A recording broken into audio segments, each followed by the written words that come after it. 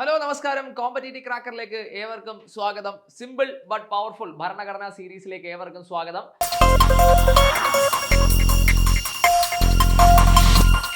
നമ്മുടെ university LGS പരീക്ഷയ്ക്ക് ഭരണഘടനയുമായി ബന്ധപ്പെട്ട കാര്യങ്ങൾ പഠിക്കുന്നതിന് വേണ്ടിയുള്ള ടിപ്സ് ആൻഡ് ട്രിക്സ് ആണ് ഞാൻ നിങ്ങൾക്ക് ഇവിടെ പറഞ്ഞു തരാൻ പോകുന്നത്. അപ്പോൾ നോക്കി, നമുക്ക് സിലബസിൽ നമുക്ക് പറഞ്ഞിട്ടില്ലെങ്കിൽ പോലും ഭരണഘടനയുമായി ബന്ധപ്പെട്ട കാര്യങ്ങളിൽ പരീക്ഷയ്ക്ക് നമുക്ക് സ്ഥിരമായിട്ട് ചോദിച്ചുകൊണ്ടിരിക്കുന്ന ഒരു കാര്യമാണ് ഭരണഘടനയിലെ കടമെടുത്ത ആശയങ്ങൾ ഏതൊക്കെയാണ് എന്നുള്ളത്, അല്ലേ? നമ്മൾ പരീക്ഷയ്ക്ക് എല്ലാം ചോദിക്കുന്നതാണ്. ഈ കഴിഞ്ഞ degree level, 10th level, plus 2 പരീക്ഷയ്ക്കെല്ലാം നമുക്ക് അതുമായിട്ട് ബന്ധപ്പെട്ട ചോദ്യങ്ങളൊക്കെ ഉണ്ടായിരുന്നു. അപ്പോൾ അത്തരത്തിലുള്ള ഒരു കാര്യം ഞാൻ നിങ്ങൾക്ക് ഇന്ന് പറഞ്ഞു തരാൻ പോവുകയാണ്. ഭരണഘടനയുടെ കടമെടുത്ത ആശയങ്ങൾ എത്രയും പെട്ടെന്ന് പഠിച്ചിരിക്കുന്നതിന് വേണ്ടിയുള്ള ചെറിയൊരു ഒരു കഥയിലൂടെ ഞാൻ നിങ്ങൾക്ക് പറഞ്ഞു തരുന്നതാണ്. ഓക്കെ, അപ്പൊ നമ്മൾ പഠിക്കുന്ന സമയത്ത് ഈ ഭരണഘടന കടമെടുത്ത ആശയങ്ങൾ പഠിക്കുന്ന സമയത്ത് നമ്മൾ പഠിക്കുന്ന ഒരു നിയമമുണ്ട്. ആ നിയമത്തിന്റെ പേരാണ് government of India act 1935 government of India act നിയമം. ഓക്കെ, നമുക്ക് വളരെ പ്രധാനമാണ്. ഇതുമായിട്ട് ബന്ധപ്പെട്ട പരീക്ഷയ്ക്ക് നമ്മൾ ചോദിച്ചു പ്രധാനമായിട്ടും 3 ചോദ്യങ്ങളാണ് ചോദിച്ചിട്ടുള്ളത്. ആ 3 ചോദ്യങ്ങൾ നമുക്ക് ജസ്റ്റ് ഡിസ്കസ് ചെയ്യാവുന്നതാണ്. ഒന്നാമത്തെ കാര്യം എന്ന് പറയുന്നത്, നമ്മുടെ ഇന്ത്യൻ ഭരണഘടന നിർമ്മിക്കുന്നതിന് വേണ്ടിയിട്ട് ഭരണഘടനാ നിർമ്മാതാക്കളെ ഏറ്റവും കൂടുതൽ സ്വാധീനം ചെലുത്തിയ നിയമം ഏതാണ്? ഭരണഘടന നിർമ്മിക്കാൻ വേണ്ടിയിട്ട് ഭരണഘടനാ നിർമ്മാതാക്കളെ ഏറ്റവും കൂടുതൽ സ്വാധീനിച്ച നിയമം ഏതാണ്? അതാണ് ഒന്നാമത്തേത്. രണ്ടാമത്തേതെന്ന് പറയുന്നത്, ബ്രിട്ടീഷ് സർക്കാർ അല്ലെങ്കിൽ ബ്രിട്ടീഷ് ഗവൺമെന്റ് ഇന്ത്യയിൽ നടപ്പിലാക്കിയ ഏറ്റവും ദൈർഘ്യമേറിയ നിയമം. ബ്രിട്ടീഷ് ഗവൺമെന്റ് ഇന്ത്യയിൽ നടപ്പിലാക്കിയ ഏറ്റവും ദൈർഘ്യമേറിയ നിയമം, അതാണ് രണ്ടാമത്തെ എന്ന് പറയുന്നത്. മൂന്നാമത്തെ നമുക്ക് ചോദിച്ചൊരു ചോദ്യം എന്ന് പറയുന്നത്, blue print of Indian constitution എന്നറിയപ്പെടുന്ന നിയമം ഏതാണ്? Blue print of Indian constitution എന്നറിയപ്പെടുന്ന നിയമം ഏതാണ്? നോക്കുക, ഈ 3 ചോദ്യങ്ങൾക്കും ഒരു ഉത്തരമാണ്. എന്താണ് ആ ഉത്തരം കൂട്ടുകാരെ? Government of India act 1935 government of India act എന്നുള്ളതാണ് അതിന്റെ ഉത്തരം എന്ന് പറയുന്നത്. ഓക്കെ, അപ്പൊ മറന്നു പോരുത്. വളരെ പ്രധാനപ്പെട്ട 3 പോയിന്റുകളാണ് ഞാൻ പറഞ്ഞത്. ഒന്നാമത്തെ എന്ന് പറയുന്നത്, ഭരണഘടന നിർമ്മിക്കാൻ ഭരണഘടന നിർമ്മാതാക്കൾ ഏറ്റവും കൂടുതൽ സ്വാധീനിച്ച നിയമം ഏതാണ് എന്നുള്ളത്. രണ്ടാമതായിട്ട് നമ്മൾ പറഞ്ഞത് എന്തായിരുന്നു? നമ്മുടെ ബ്രിട്ടീഷ് സർക്കാർ ഇന്ത്യയിൽ നടപ്പിലാക്കിയ ഏറ്റവും ദൈർഘ്യമേറിയ നിയമം ഏതാണ് എന്നുള്ളത്. മൂന്നാമതായിട്ട് നമ്മൾ പറഞ്ഞു blue print of Indian constitution എന്നറിയപ്പെടുന്ന നിയമം. നോക്കിയേ, ബ്ലൂ പ്രിന്റ് എന്ന് വെച്ചാൽ എന്താണ്? ജസ്റ്റ് ഒരു സിമ്പിൾ ഒരു കാര്യം പറയാം. നമ്മുടെ തലപതി വിജയുടെ കത്തി സിനിമ നിങ്ങൾ എല്ലാവരും കണ്ടതാണല്ലോ. അപ്പൊ അതിനകത്ത് തുടക്കത്തിൽ ഒരു ജയിലിൽ നിന്ന് ചാടിപ്പോയ ഒരാളെ പിടിക്കുന്നതിന് വേണ്ടിയിട്ട് പോലീസുകാർ വിജയുടെ സഹായം തേടുമ്പോൾ വിജയ് പറയത്തില്ല, എനിക്ക് ഈ ജയിലിന്റെ ഒരു ബ്ലൂ പ്രിന്റ് ഒക്കെ വേണം എന്ന് പറയും. അപ്പോൾ ആ ബ്ലൂ പ്രിന്റ് കൊണ്ടുപോകുന്ന സമയത്ത് നമ്മൾ എന്ത് കൊടുക്കുന്നു? ആ ഒരു ടേബിളിന്റെ മണ്ടയിലേക്ക് വിജയ് അത് വിരിച്ചിട്ടതിന് ശേഷം ടേബിളിന്റെ അടിയിൽ കൂടി ഇങ്ങനെ നോക്കുമ്പോൾ പൈപ്പ് ലൈനും കാര്യങ്ങളൊക്കെ ഇങ്ങനെ പോകുന്ന കാണുന്നില്ലേ? സെയിം അത് തന്നെയാണ് ബ്ലൂ പ്രിന്റ് എന്ന് പറയുന്നത്. ഓക്കെ, അപ്പൊ നമുക്ക് നോക്കാം ഈ പറയുന്ന ഗവൺമെന്റ് ഓഫ് ഇന്ത്യ ആക്ട് നിന്ന് കടമെടുത്ത ആശയങ്ങൾ ഏതൊക്കെയാണ് എന്നുള്ളത് നമ്മൾ നോക്കാം. ഞാൻ ചെറിയൊരു കഥ പറയാം, നിങ്ങൾ ശ്രദ്ധിക്കുക കേട്ടോ. ഓക്കെ, അപ്പൊ ശ്രദ്ധിക്കുക കൂട്ടുകാരെ. നമ്മുടെ കേരളത്തിൽ റോജർ ഫെഡറർ എന്ന പേരുള്ള ഒരാൾ ഉണ്ടായിരുന്നു എന്ന് കരുതുക. റോജർ ഫെഡറർ എന്ന പേരുള്ള ഒരാൾ ഉണ്ട് എന്ന് കരുതുക. ഓക്കെ, അദ്ദേഹം പഠിച്ചിറങ്ങി കഴിഞ്ഞ് നമ്മളെ എല്ലാവരെയും കൂടെ തന്നെ PSC പരീക്ഷകൾക്ക് എന്ത് ചെയ്യാണ്? തയ്യാറെടുക്കുകയാണ്. ഓക്കെ, അദ്ദേഹം PSCയിൽ രജിസ്റ്റർ ചെയ്തിട്ടുണ്ടായിരുന്നു. അദ്ദേഹത്തിന് ക്വാളിഫിക്കേഷൻസും കാര്യങ്ങളും എല്ലാം കൊടുത്തിട്ടുണ്ടായിരുന്നു. നോട്ടിഫിക്കേഷൻസ് വരുന്നതിനനുസരിച്ച് അദ്ദേഹം എന്ത് ചെയ്യുന്നുണ്ട്? അപ്ലൈ ചെയ്യുന്നതെല്ലാം ചെയ്യുന്നുണ്ടായിരുന്നു, കൺഫർമേഷൻ കൊടുക്കുന്നുണ്ട്, എക്സാം എല്ലാം പോയിരുന്നുണ്ട്. പക്ഷെ അദ്ദേഹത്തിന് എന്ത് ചെയ്യാൻ പറ്റുന്നില്ല? എക്സാംസ് ഒന്നും ക്ലിയർ ചെയ്യാൻ പറ്റുന്നില്ല. എക്സാമുകളൊന്നും ക്ലിയർ ചെയ്യാൻ പറ്റുന്നില്ല. ഓക്കെ, അങ്ങനെ അദ്ദേഹം എക്സാം ഒന്നും ക്ലിയർ ചെയ്യാൻ പറ്റാതെ ഒരു ജോലിയിലൊന്നും കയറാൻ പറ്റാതെ അദ്ദേഹം വളരെ ഡിപ്രഷൻ അടിച്ചു. ഓക്കെ, ഡിപ്രഷൻ അടിച്ച് വീട്ടിൽ വിഷമിച്ചിരിക്കുകയാണ്. അപ്പോൾ ഒരു ദിവസം അദ്ദേഹത്തിന്റെ ഫ്രണ്ട്സ് എല്ലാവരും കൂടെ അദ്ദേഹത്തിന്റെ വീട്ടിലേക്ക് വന്നപ്പോൾ നോക്കിയപ്പോൾ അദ്ദേഹം അവിടെ ഡിപ്രഷൻ അടിച്ചിരിക്കുന്നത്. നമ്മുടെ ഫെഡറർ അവിടെ ഡിപ്രഷൻ അടിച്ചിരിക്കുകയാണ്. അപ്പോൾ കൂട്ടുകാർ ചോദിച്ചു, എടാ എന്ത് പറ്റിയടാ എന്ന് ചോദിച്ചു. അപ്പോൾ അദ്ദേഹം പറഞ്ഞു, ഞാൻ പഠിക്കുന്നുണ്ട്, നല്ലപോലെ പഠിക്കുന്നുണ്ട്, പരീക്ഷയ്ക്കെല്ലാം നല്ലപോലെ തയ്യാറെടുക്കുന്നുണ്ട്, പക്ഷേ എനിക്ക് പരീക്ഷയൊന്നും ക്ലിയർ ചെയ്യാൻ പറ്റുന്നില്ല എന്ന് പറഞ്ഞു. അപ്പോൾ കൂട്ടുകാർ പറഞ്ഞു, എടാ നീ വിഷമിക്കേണ്ട, ഒരു കാര്യം ചെയ്യാം, നമുക്ക് എന്ത് ചെയ്യാം? നമുക്ക് എല്ലാവർക്കും ഒരു ട്രിപ്പ് പോകുമ്പോൾ നിന്റെ മൈൻഡൊക്കെ ഒന്ന് ഫ്രഷ് ആവും. അതിനുശേഷം നീ എന്ത് ചെയ്താൽ മതി? തിരിച്ചു വന്നിട്ട് നല്ലതുപോലെ നീ ഇന്ന് പഠിച്ചാൽ മതി, ഉറപ്പായിട്ട് നിനക്ക് പരീക്ഷയ്ക്ക് എന്ത് ചെയ്യാൻ പറ്റും? ക്ലിയർ ചെയ്യാൻ പറ്റും എന്ന് പറയുകയാണ്. ഓക്കെ, അങ്ങനെ അവരെല്ലാം ട്രിപ്പ് പോകാൻ തീരുമാനിക്കുന്നു. അവര് ഗവിയിലേക്കാണ് ട്രിപ്പ് പോകുന്നത്. എവിടെയാണ്? ഗവിയിലേക്കാണ് ട്രിപ്പ് പോകാൻ തീരുമാനിച്ചത്. ഓക്കെ, അങ്ങനെ ഗവിയിലൊക്കെ ചെന്ന് അടിച്ചു പൊളിച്ച് നടക്കുന്ന സമയത്ത് നമ്മുടെ ഫെഡററുടെ വീട്ടിൽ നിന്ന് ഫെഡററുടെ അമ്മ വിളിച്ചിട്ട് ഇങ്ങനെ പറയുകയാണ്, ദാ മോനെ ഒരു അപ്പോയിന്റ്മെന്റ് ലെറ്റർ വന്നിട്ടുണ്ട് എന്ന് പറയുകയാണ്. ഓക്കെ, അപ്പോൾ അദ്ദേഹത്തിന് വളരെ സന്തോഷമായി. ഓക്കെ, അപ്പോൾ അദ്ദേഹം ചോദിച്ചു, അമ്മയടുത്ത് പറഞ്ഞു, അമ്മ അത് തുറന്ന് നോക്ക്, ഏത് പോസ്റ്റിലേക്കുള്ളതാണ്, എന്ത് അപ്പോയിന്റ്മെന്റ് ലെറ്ററാണ് വന്നിരിക്കുന്നത് നോക്കാൻ പറഞ്ഞു. ഓക്കെ, അപ്പോൾ അമ്മ അത് തുറന്ന് നോക്കിയിട്ട് പറയുകയാണ്, മോനെ ഇത് PSC ഓഫീസിലെ ഒരു സെക്യൂരിറ്റി ഓഫീസർ ആയിട്ടുള്ള അപ്പോയിന്റ്മെന്റ് ലെറ്ററാണ് വന്നിരിക്കുന്നത് എന്ന് പറഞ്ഞു. അതിനകത്തൊരു ഡേറ്റ് പറയാം, ഡേറ്റിൽ ഓഫീസിൽ ചെല്ലണമെന്നൊക്കെ പറഞ്ഞിട്ടുണ്ട് എന്നുള്ള കാര്യം പറയുകയാണ്. അപ്പോൾ ഫെഡറർക്ക് വളരെ സന്തോഷമായി. ഫെഡർ എന്ത് ചെയ്തു ട്രിപ്പുകളൊക്കെ മതിയാക്കി വീട്ടിൽ വന്നിട്ട് നമ്മുടെ ആ ലെറ്ററിൽ പറഞ്ഞിരിക്കുന്ന ഡേറ്റിൽ നോക്കിയിട്ട് നമ്മുടെ PSC ഓഫീസിൽ ചെന്നു. PSC ഓഫീസിൽ ചെന്നപ്പോൾ അവിടുത്തെ അഡ്മിനിസ്ട്രേറ്റീവ് ഓഫീസറെയാണ് പോയി കണ്ടത്. അഡ്മിനിസ്ട്രേറ്റീവ് ഓഫീസർ എന്ത് ചെയ്യുന്നു പറയാമോ? അഡ്മിനിസ്ട്രേറ്റീവ് ഓഫീസർ നമ്മുടെ ഫെഡർക്ക് ഒരു ജുഡീഷ്യൽ പേപ്പർ എടുത്തു കൊടുത്തു. എന്ത് കൊടുത്തു? ഒരു ജുഡീഷ്യൽ പേപ്പർ എടുത്തു കൊടുത്തു.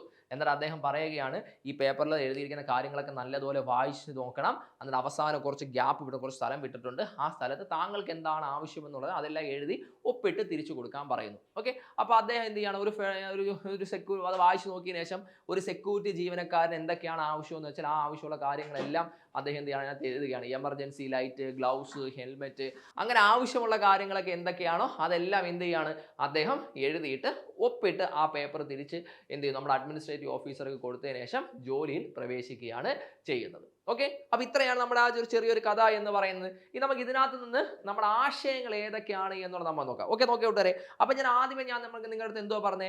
റോജർ ഫെഡറർ എന്ന് പേരുള്ള ഒരാൾ. അപ്പൊ റോജർ ഫെഡറർ എന്ന പേരെയൊക്കെ നമ്മുടെ മനസ്സിലേക്ക് എന്താണ് ഓടി വരുന്നത്? ആദ്യമേ നമ്മുടെ ആ ടെന്നീസ് ഇതിഹാസമായിട്ടുള്ള ടെന്നീസ് കളിക്കാരനായിട്ടുള്ള ഫെഡററിനെയാണ് ഓർമ്മ വരുന്നത് അല്ലേ? അപ്പൊ നോക്കിയ കൂട്ടർ നമ്മുടെ ഫെഡറർ FEDERER ഫെഡറർ. ഈ ഫെഡറർ എന്ന വാക്ക് കേൾക്കുമ്പോൾ അതിനോട് സാമ്യമുള്ള വേറൊരു വാക്കുണ്ട്. എന്താണെന്ന് അറിയുമ്പോൾ ഫെഡറൽ സംവിധാനം. ഫെഡറൽ സിസ്റ്റം, ഫെഡറൽ സംവിധാനം എന്ന ആശയം നമ്മൾ എവിടെ നിന്ന് കടമെടുത്തു? നമ്മൾ ഗവൺമെന്റ് ഓഫ് ഇന്ത്യ 1935 കടമെടുത്തു. അപ്പൊ ഫെഡറൽ സംവിധാനം എവിടെ നിന്ന് കടമെടുത്തു? 35 നിയമത്തിൽ നിന്ന് കടമെടുത്തു. ഇന്ത്യ ഒരു ഫെഡറൽ സംവിധാനമാണ്. ഇന്ത്യ എന്താണ്? ഒരു ഫെഡറൽ സംവിധാനം. ഡ്യുവൽ റൂൾ എന്നുള്ളൊരു മീനിങ് ആണ് അവർ. കേന്ദ്ര സർക്കാരിന്റെ രീതിയിൽ ഒരു ഭരണം നടക്കുന്നുണ്ട്, സംസ്ഥാന സർക്കാരിന്റെ രീതിയിലായിട്ട് ഭരണം നടക്കുന്നത്. അതാണ് ഫെഡറൽ സംവിധാനം എന്നുള്ളത് കൊണ്ട് നമ്മൾ ഉദ്ദേശിക്കുന്നത്. ഓക്കെ, അതിനുശേഷം നമ്മൾ എന്തുവാ പറഞ്ഞ? എന്താണ് നമ്മൾ ഈ പറയുന്നതിന്റെ കൂടെ നമ്മുടെ ഫെഡറർ എന്ത് പരീക്ഷയ്ക്ക് തയ്യാറെടുക്കുകയാണ്?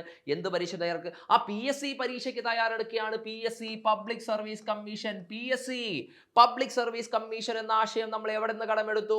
35 നിയമം, ഗവൺമെന്റ് ഓഫ് ഇന്ത്യ 1935 നിന്ന് കടമെടുത്തു. അപ്പൊ ഫെഡറൽ സംവിധാനം എന്നുള്ളത് കിട്ടി. അദ്ദേഹം ഏത് പരീക്ഷയ്ക്ക് തയ്യാറെടുക്കുന്നു? PSC പരീക്ഷയ്ക്ക്. പബ്ലിക് സർവീസ് കമ്മീഷൻ എന്ന ആശയം എവിടെ നിന്ന് കടമെടുത്തു? 35 നിയമത്തിൽ നിന്ന് കടമെടുത്തു. ഓക്കെ, നമ്മൾ ഫെഡറൽ എന്ത് ചെയ്യാണ്? പരീക്ഷയ്ക്ക് തയ്യാറെടുക്കുന്നുണ്ട്, പക്ഷെ അദ്ദേഹത്തിന് ക്ലിയർ ചെയ്യാൻ പറ്റുന്നില്ല. അദ്ദേഹം ഡിപ്രഷൻ അടിച്ച് വീട്ടിരിക്കുകയാണ്. കൂട്ടുകാർ വന്നിട്ട് എങ്ങോട്ട് പോകാം എന്നാണ് പറഞ്ഞത്? കൂട്ടുകാരെ, ഗവിയിലേക്ക് ഒരു ട്രിപ്പ് പോകാം. ഗവിയിലേക്ക് ഒരു ട്രിപ്പ് പോകാം എന്നാണ് പറഞ്ഞത്. ഗവി ഗവർണർ, ഗവർണർ GAVI ആണ് നമ്മൾ ഗവി എന്ന് നമ്മൾ പറയുന്നത് സ്പെല്ലിംഗ്. പക്ഷെ നമുക്ക് ആവശ്യത്തിന് നമ്മൾ എന്ത് ചെയ്തു? GOV എന്ന് എഴുതുന്നു കേട്ടോ. അപ്പൊ Gavi governor. Office of the governor എന്ന ആശയം എവിടെ നിന്ന് കടമെടുത്തു? 35 നിയമത്തിൽ നിന്നാണ് കടമെടുത്തത്. ഓഫീസ് ഓഫ് ദ ഗവർണർ എന്ന സാധനം നമ്മൾ എവിടെ നിന്ന് കടമെടുത്തു? 35 ഗവൺമെന്റ് ഓഫ് ഇന്ത്യ ആക്ടിൽ നിന്ന് കടമെടുത്തു. ഓക്കെ, അതിനുശേഷം അദ്ദേഹം ട്രിപ്പ് പോവുകയാണ്. ഗവിയിലെത്തുന്നു, കറങ്ങി അടിച്ചു നടക്കുന്നു. അമ്മ വിളിച്ചു പറയുന്നു അപ്പോയിന്റ്മെന്റ് ലെറ്റർ വന്നിട്ടുണ്ട് എന്ന് പറയുന്നു. ഏത് പോസ്റ്റിലേക്ക് അപ്പോയിന്റ്മെന്റ് ലെറ്റർ ആണ് വന്നത്? ഒരു സെക്യൂരിറ്റി ഓഫീസറുടെ അപ്പോയിന്റ്മെന്റ് ലെറ്റർ ആണ് വന്നത് അല്ലേ? ആ ലെറ്റർ പറഞ്ഞിട്ടുണ്ട് ഇന്ന ദിവസം ഓഫീസിൽ ചെല്ലണമെന്ന് പറയുന്നുണ്ട്. PSC ഓഫീസിൽ ചെന്നു. PSC ഓഫീസിൽ നിന്ന് ആരെ കണ്ടു? അഡ്മിനിസ്ട്രേറ്റീവ് ഓഫീസറെ കണ്ടു. കണ്ടപ്പോൾ അദ്ദേഹം എന്ത് ചെയ്തു?